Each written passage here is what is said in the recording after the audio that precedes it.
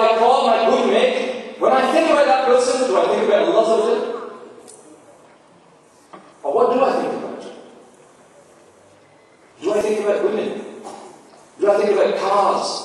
Do I think about money? Do I think about drugs? Is that your best friend? That best friend who when you die will not know how to read a dua for you? That best friend who when you die will not know how to read namaz janazah for you? That best friend will not know how to lower you in the grave? That best friend who when you are in that dark and lonely grave will do nothing for you? Is that your best friend? Think about who your best friends are. That friend who makes you remember Allah, who makes you stay on the path of Allah, who makes you follow the sunnah of the Prophet Allah, he is your true friend. All these other people who you think are your friends, they are not your friends, my neighbours. They are your enemies. And we need to wake up and realize that, my neighbours. The Prophet Allah said that I sit in the company of a person who remembers Allah is dearer to me than 3 and 4 slaves. My neighbours, if you are fortunate enough to sit with the people that have knowledge, or sit with people that can help you, they can help you as well. The Prophet Allah, we hang out with people, we associate with people sometimes because we want to be like them. We have somebody who has a big car, we have somebody who has a girlfriend, we have somebody that has all this money, and we think, well, if I be with him, one day I might be like him. And the Prophet Allah said that do not wish to be like anyone else, except for 2 people. The first person is you who Allah has given wealth, and he spends it in the righteous path. We need to be like that person. We should admire that person who Allah is blessed with money, and he spends it in the path of Allah. Yes, we want to be like him. Him who Allah is blessed, but he spends it in the path of Allah. I want to be like him. The second person is he who Allah has given knowledge, and he acts according to that, and teaches this to others. This is who we should aspire to be. Those people who Allah has given knowledge, those people who act upon that knowledge, and those people who pass this knowledge on, the Prophet Allah says, we should aspire to be like him. We should not aspire to be like David Beckham. We should not aspire to be like any of these rock stars. Aspire to be like these film stars, which unfortunately today, my people, is against the dreams. These are our aspirations. These are who we want to be like. These are who we look up to and admire and want to be like these people. And unfortunately today, my people, these youngsters of today, if you ask them questions about film stars, cricketers, footballs, they'll give you the answers. A test that I have done many a time. Many a time I've applied this test with the youngsters today, and so far this test has not failed. That if you were to ask a group of youngsters today to name me 10 film stars, they could do it. 10 football players, they could do it. 10 cricketers, they could do it. But ask them same people to name the 10 Sahaba that have been guaranteed paradise. They fail. Then you say, okay, that's a hard question. Name 10 any Sahaba. They fail. Okay, that's a hard question. Name 10 prophets of Allah. My people, there's even 10 prophets of Allah. Many of the youngsters today cannot remember this. Do not have this knowledge. We do not have this amount of knowledge, my people. This is the state that we're in. We need to realize this, my people, that we have a lack of knowledge. My people, when your child is born, those people that Allah has been blessed with a child, when the child is born, within half an hour of the child being born, the nurse will come in and they will inject something into the heel of the child. It is a vitamin K injection. The child will be injected with something. Within a few months of the child being born, you will take your child to the hospital, and the child will have MMR jabs and polio jabs. And all these vaccinations that your child will have in its first few years of its life. All these things that will happen, you will have these vaccinations. And sometimes, my dear, you need to think to yourself, why are you having all these vaccinations? Why do you give your child all these vaccinations? The reason you give your child all these vaccinations is to protect that child from an illness that is not even medical. It is not coming in contact with measles, mumps and rubella when you're given the vaccination.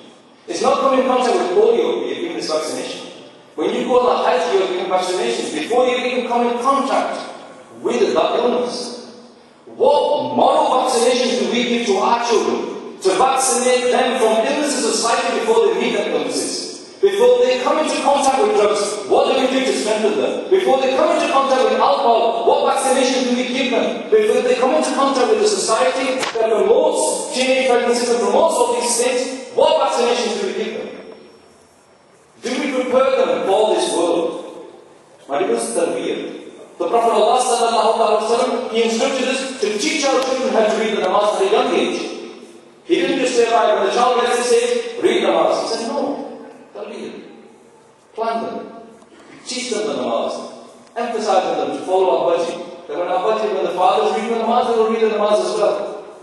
Our young children, our young daughters, if when they're at the age of 4 and 5, they put a scarf on their head to copy the mother, you should praise the child. Beta, mashallah, you're beautiful.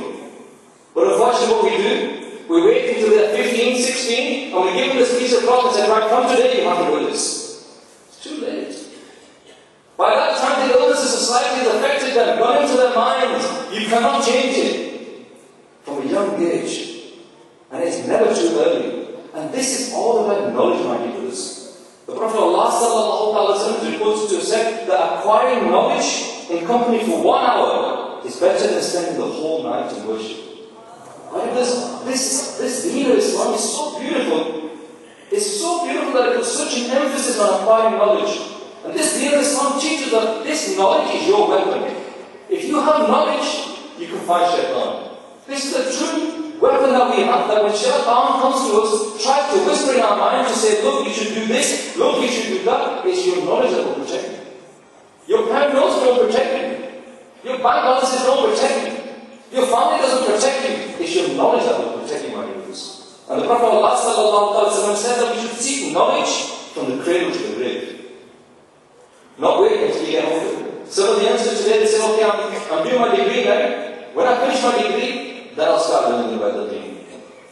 Or when I get married, then I'll start learning my namaz.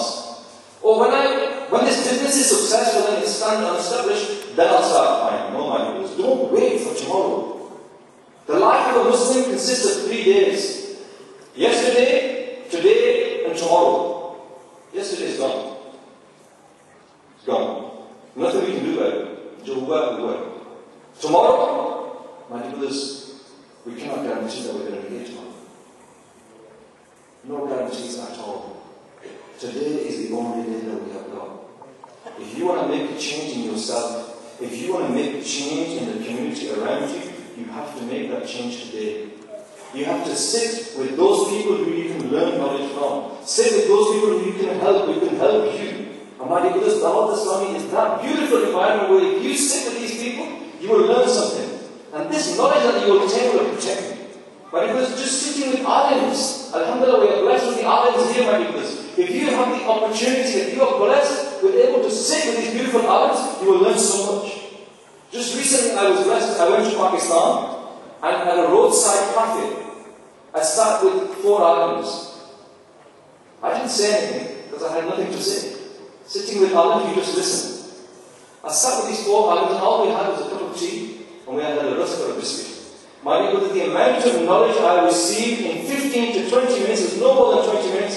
I believe that if I sat in my room and read books for a week or a month, I would have not acquired that much knowledge. This is the status of the alims, my brothers. If you sit with these people, you will learn so much. Unfortunately, are those people who can sit with these people.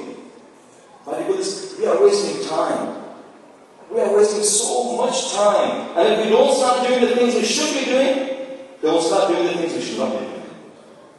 Remember this, my brothers. If you do not do the things that you should be doing, you'll start doing the things you should be doing. And one of the easiest ways of trying to acquire knowledge, my brothers, because sometimes it's hard, not everybody can sit in a room and read a book. But one of the easiest ways is coming and attending these gatherings. Alhamdulillah, Dawat Islam in the UK has gatherings in every major city on a weekly basis. There are 40